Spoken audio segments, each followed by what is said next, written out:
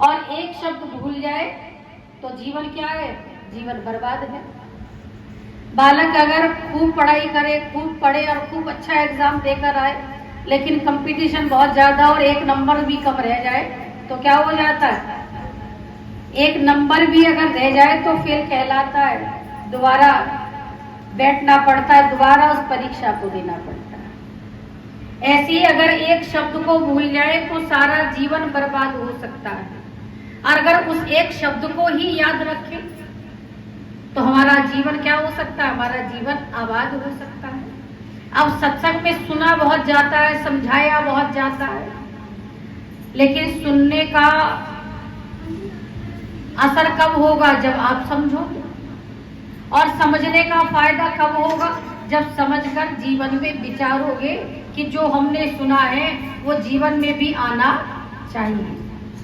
सोचो जरा, करो मन में विचार, और मानव जन्म नहीं हर बार। क्यों तू आया है इस संसार में, और क्या तूने पाया है इस संसार में? विचार करना कि क्या तो साथ लाए थे और क्या साथ लेकर जाओगे। आंख बंद नहीं हुई कि सब क्या होगा?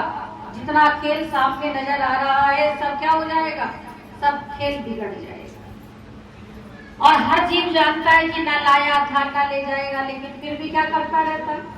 जब तक जीवित है, जब तक हाय हाय हाय माया में फंसा रहता है, और उस हाय हाय के चक्कर में क्या नहीं कर पाता? उस हाय हाय के चक्कर में प्रभु का नाम भी नहीं ले पाता है। समझ जानता सब है, लेकिन समझने को तैयार नहीं है, और जो समझ जाए तो वो करने को तैयार नहीं है। लेकिन जब तक समझोगे नहीं और करोगे नहीं तो सुनने का और सत्संग में आने का कोई भी लाभ नहीं है।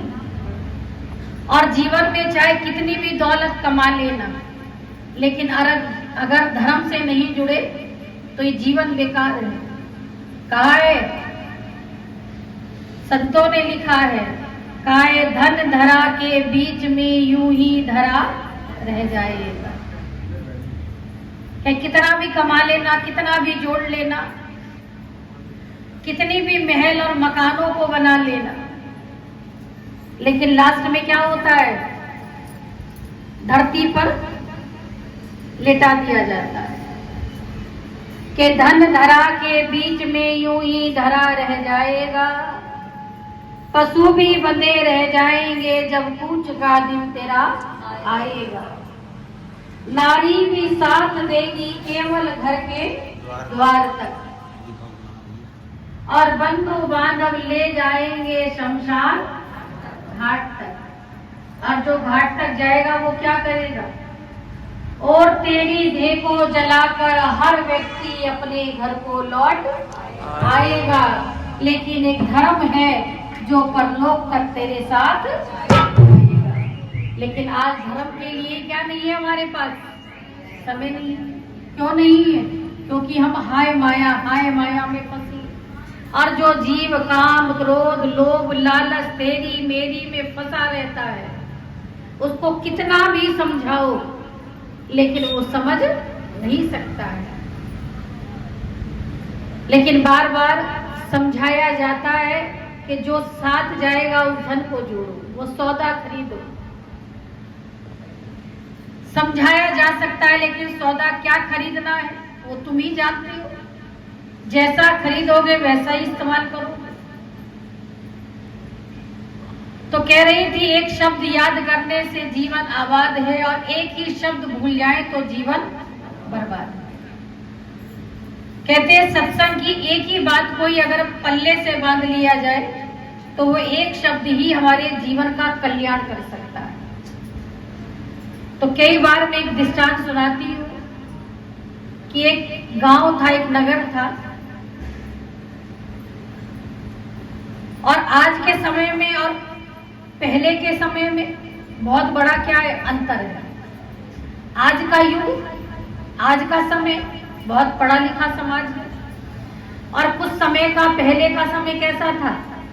इतना पढ़ा लिखा समाज नहीं था। लेकिन आज जितनी चालाकी है उस समय इतनी चालाकी भी नहीं होती थी लोगों के अंदर। बहुत सीधे और सच्चे और सरल हुआ करते थे। और आजकल तो 5 वर्ष का ही बालक इतना चालाक है जो एक 50 साल का नहीं जानता, एक 5 साल का जानता है। तो आज के समय में और उस समय में बहुत बड़ा अंतर भी है। और जितनी बीमारी आज है, आज से 30-35 वर्ष पहले, 50 वर्ष पहले क्या नहीं थी? बीमारी भी नहीं थी। और बीमारी नहीं थी तो डॉक्टर भी थे ही नहीं। कोई मुश्किल से 1-8 डॉक्टर हुआ करता था, कई गांव के बीच में हुआ करता था। क्योंकि पहले तो बुखार जुकाम भी आता था, देसी इलाज करा उतर गए। और आजकल की बुखार कैसी है, आ जाए तो कईयों की तो जान चली जाती है उसी में, शरीर छूट जाता काहे में, बुखार में, जुकाम नजले, सिर के दर्द में लोग मर जाती, ऐसी बीमारी। लेकिन आज के समय में उस समय में बहुत बड़ा अंतर था। लोग पढ़े लिखे कम थे और चालाकियां भी कम थी, और पहले का आदमी सच्चा और सीधा भी था। तो उस नगर में बहुत सारे लोग रहते थे और बहुत सारे लोगों के साथ एक परिवार रहता था, जिसमें एक बूढ़ी माता और उसका एक पोता रहा करता था। बूढ़ी माता थी, वो भी पढ़ी लिखी नहीं थी, और जो बूढ़ी माता का पोता था वो भी ज्यादा पढ़ा लिखा नहीं था और सीधा भी बहुत था। एक दिन उसी बूढ़ी माता के पोते को क्या हुआ, बीमार हो गया। और बीमारी भी क्या लग गई, उसके पेट में खराबी हो गई और उसको क्या लग गए, लूज मोशन लग गए, जिस इंग्लिश में लूज मोशन कहते हैं और हिंदी भाषा में के दस्त लग गए। अब उसकी जो बूढ़ी माता थी उसने बहुत सारे इलाज किए कि कैसे ही जो है लूज मोशन बंद हो जाए, पेट का दर्द बंद हो जाए। लेकिन उसका जो पेट दर्द था ना वो बंद हुआ, ना उसके दस्त बंद हुए।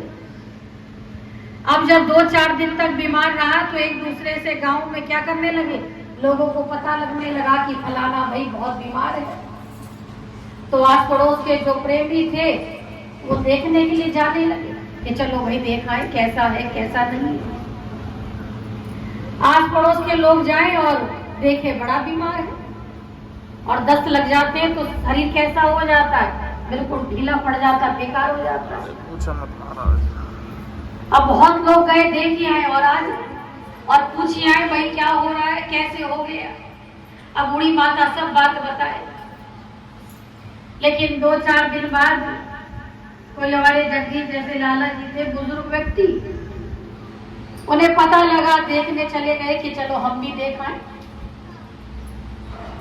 और देखने गए और उसकी माता से कहने लगे, रे भैया क्या हो गया इसको। अब बूढ़ी माता बताने लगी, इतने दिन से बीमार है, इतना इलाज कर लिया, घरेलू इतनी दवाइयां दे दी। तो वो कहने लगे, रे जो गांव में वैद्य जी है उन्हें दिखा दो। कहने लगी वैद्य जी को भी दिखा दिया, लेकिन वैद्य जी की भी कोई क्या नहीं पड़ रहा, कोई फर्क ही नहीं पड़ रहा। जब सुना कि वैद्य जी से भी फर्क नहीं पड़ रहा तो 3-4 गांव छोड़कर कोई नया नया क्या बना था, डॉक्टर बना था। पहले डॉक्टर बहुत कम हुआ करते, बीमारी भी कम थी, डॉक्टर भी कम थे। आज बीमारी भी ज्यादा है और डॉक्टर भी हर किलोमीटर पर खोले पड़े थे। वो जो गांव के बुजुर्ग गए थे, कहने लगे ऐसा करो, अगर असर नहीं पड़ रहा है, ठीक नहीं हो रहा है, तो देखो हमने पता लगाए कि कई गांव छोड़कर, 3-4 गांव छोड़कर एक कोई नया नया डॉक्टर बना है और सुनने में आया है बहुत बढ़िया इलाज करता है। ऐसा करो, इसे कहाँ भेज दो, उसी डॉक्टर के पास भेज दो। और सुनने में आया है कि अंग्रेजी दवाई बहुत जल्दी असर करती है। अब माता ने सोचा एक ही नाती है, कहीं ऐसा ना हो कुछ काम बिगड़ जाए। इलाज तो बहुत कर रही हूँ, लेकिन चलो अगर कह रहे हैं तो कहना भी मानना चाहिए। और उससे कहने लगी, वही एक कोई आया था, डॉक्टर बता कर गया है तो ऐसा कर, डॉक्टर के पास चला जा।